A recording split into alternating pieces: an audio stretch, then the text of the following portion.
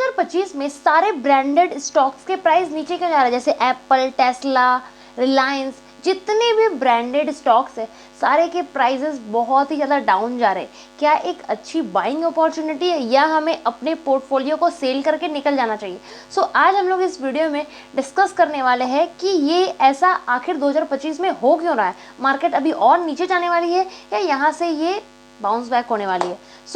Let's get started our video. अगर आप इस चैनल पे नए हैं देन जल्दी से चैनल को सब्सक्राइब कर लीजिए। सबसे पहला रीज़न है ग्लोबल इकोनॉमी, जिसमें अमेरिका, यूरोप, चाइना, जितने भी बड़े कंट्रीज़ हैं वहाँ की इकोनॉमी में इफ़ेक्ट देखने को मिल रहा है। उनकी जो जीडीपी है वो स्लो हो गई है, यानी कि लोग सामान बहुत कम खरीद रहे हैं। और जब लोग सामान कम खरीदेंगे तो कंपनीज़ को प्रॉफिट भी कम होगा, और जब कंपनीज़ को प्रॉफिट कम होगा तो जिनको इनके शेयर के प्राइस है वो भी गिरने लगते हैं। तो सबसे पहला तो रीज़न ये है ग्लोबल।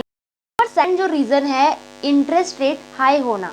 जब इंटरेस्ट रेट जैसे आरबीआई, इंडिया में जितने भी रेट्स है इंटरेस्ट रेट वो हाई हो गए, यानी जब हम लोन लेने जाते हैं तो हमें हाई इंटरेस्ट पे लोन लेना पड़ रहा है और बैंक्स, आरबीआई उन रेट्स को कम नहीं कर रही है।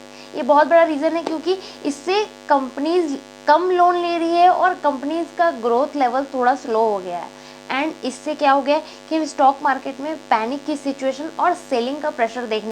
नंबर थर्ड, दैट अपनी अर्निंग को मिस करना। जितनी भी बड़ी बड़ी कंपनीज है जैसे एप्पल, टेस्ला, ये सारी जो अमेज़ॉन, ये सारी जो कंपनीज है अपने टारगेट्स को अचीव नहीं कर रही है। जो उनकी अर्निंग की टारगेट्स है वो उसे फुलफिल नहीं कर रही है, और इससे जितने भी इन्वेस्टर्स है उनका कॉन्फिडेंस थोड़ा डाउन हो रहा है उस स्टॉक को लेकर। तो इसलिए मार्केट में फिर वो अपने उस स्टॉक को सेल कर दे रहे हैं। तो ये भी एक रीज़न है जिसकी वजह से मार्केट में हमें। फोर्थ है जियोपॉलिटिकल इशूज़, जैसे कि रसियन यूक्रेन जो भी ये वॉर्स है उसकी वजह से भी इन्वेस्टर्स को थोड़ा सा ये कॉन्फ्लिक्ट का जो हो जा रहा है, तो उसकी वजह से भी इन्वेस्टर्स को थोड़ा इशू हो रहा है। एंड उसके वजह से भी वो थोड़ा सेफ नहीं समझ रहे अपने इन्वेस्टमेंट को, तो इसलिए भी वो अपने पैसे को विड्रॉ कर रहे हैं मार्केट से।